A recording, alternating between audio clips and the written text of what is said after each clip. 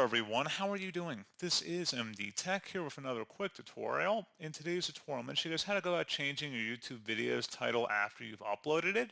So this should hopefully be a pretty straightforward process here, guys. And without further ado, let's go ahead and jump right into it.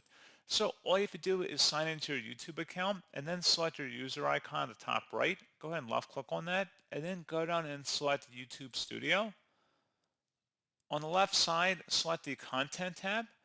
And now on the right, you can go ahead and locate the video. However, if you have a lot of videos in here and you have to search for it, you can click up in the Filter tab and then select Title and then search for the video keywords. Again, this would be pertaining specifically to the title search, but I believe you can also search by words that may be in the description as well.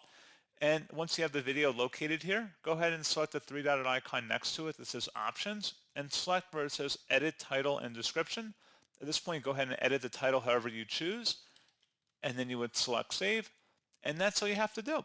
So pretty straightforward process, guys, and as always, thank you for watching. I do hope I was able to help you out, and I do look forward to catching you all in the next tutorial. Goodbye.